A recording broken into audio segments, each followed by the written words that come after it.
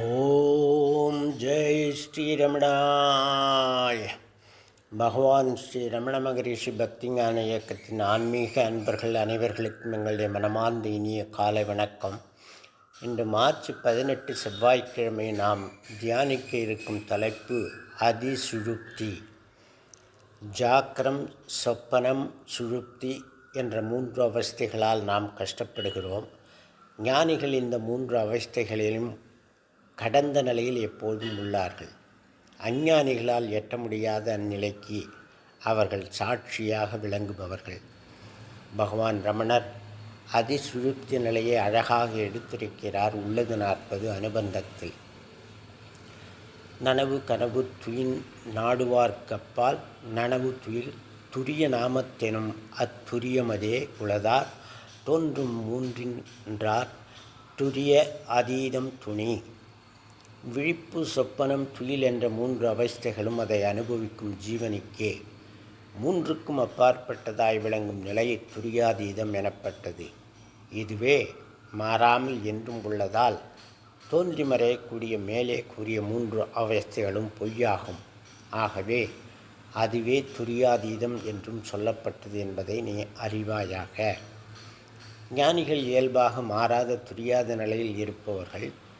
அதுவே அதிசுழுப்தி எனப்பட்டது. அவர்களுடைய அனுபவத்தில் பேத தோற்றமற்ற அமைதியும் நனவு, அதாவது ஜாக்கிரத்தின் விழிப்பும் சேர்ந்து ஒன்றாய் துலங்கும். தூக்கத்தின் மிக ஆழ்ந்த அமைதியும் விழிப்பை விட மிக தெளிவான மெய் உணர்வும் இரண்டும் ஒன்றாய் சேர்ந்து அந்த அனுபவத்தில் மிளிர்கிறது. எனவேதான் அந்த அனுபவத்தை அதிசுழுப்தி என்றும் அதீத விழிப்பு, அதாவது அதிஜாக்கிரத் என்றும் வழங்கப்பெறும். ஞானிகளின் இயல்பு நிலை அதிசுழுப்தியாகும். அதிசுழுப்தி நிலையில் இருக்கும் ஞானிகள் தங்களுக்கு அந்நியமாக எதையும் பார்ப்பதில்லை.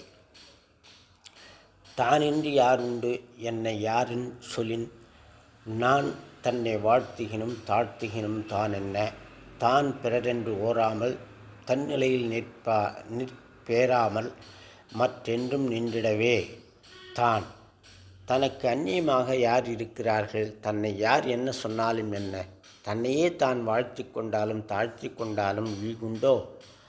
தான் தன் உண்மை நிலையான அதிசுழுப்தியிலிருந்து வழுவாமல் தான் நிற்பதுதான் உண்மை நிலையாகும். ஞானிகளுக்கு மாறி மாறி வரும் 3 அவஸ்தைகளும் இல்லை. அவர்கள் என்றும் நிற்பது அதிசுழுப்தி நிலை. நனவு, கனவு, தூக்கம் என்ற 3 நிலைகளால் அவதியுறும் அஞ்ஞானிகள் ஞானிகள் நிலையை எவ்வாறு சொல்ல முடியும் என்று கேட்கிறார் திருமூலர். தூங்கிக் கண்டார் சிவலோகமும் தம்முள்ளே, தூங்கிக் கண்டார் சிவயோகமும் தம்முள்ளே, தூங்கிக் கண்டார் சிவபோகமும் தம்முள்ளே, தூங்கிக் கண்டார் நிலை சொல்வது எவ்வாறே. ஒரு சின்ன கதை. ஒருவர் தியானம் கற்றுக்கொள்ள ஒரு குருவிடம் போனார். அவர் போனபோது குரு தோட்டத்தில் மரம் நடுவதற்காக குழி வெட்டி கொண்டிருந்தார். வந்தவர் குருவை வணங்கிவிட்டு, சுவாமி, நான் தங்களிடம் தியானம் படிக்க வந்துள்ளேன், தயவுசெய்து கருணை காட்டுங்கள் என்றார். சரி, நான் குழி வெட்டுவதை நீ தியானம் படித்து கொள்ளலாம் என்று சொல்லிவிட்டு மறுபடியும் தீவிரமாக குழி வெட்டுவதை தொடர்ந்தார் குரு. வந்தவரிடம் வேற எதுவும் பேசவில்லை. தன் வேலையில் முழுமையாக கவனம் செலுத்தினார் குரு. நேரம் 2 மணி நேரத்துக்கு மேல் ஆகிவிட்டது. பொறுமை இழந்த குரு மறுபடியும் குருவை அழைத்து ஞாபகப்படுத்தினார்.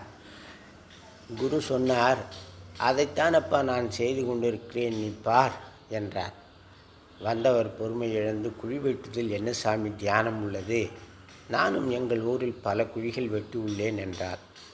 நீ ஏற்கனவே குழி வெட்டி இருந்தாலும் அதில் ஒரு தத்துவம் உள்ளதப்பா என்று சொல்ல ஆரம்பித்தார் குரு.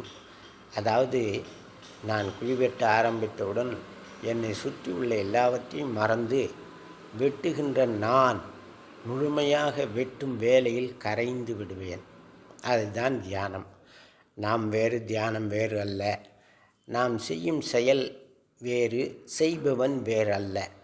நாம் செய்யும் எல்லா செயலையும் தியான நிலையில் உணர்வு பூர்வமாக செய்ய வேண்டும்.